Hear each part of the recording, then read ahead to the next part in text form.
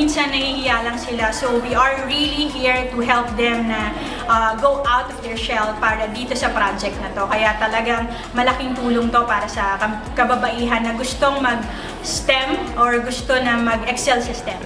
It was really an inspiring project and really sobrang natuwa ako, not just me, again, kahit mga fellow 𝗪𝗏𝗔𝗔𝗔 ko, and especially yung mga bata, kitang-kita ko sa kanila na sobrang love nila yung project just because it's a first project na similar to this, the robotics and coding sa public school here in Lodlod Integrated National School and in 𝗪𝗏𝗱𝗲 City as a whole.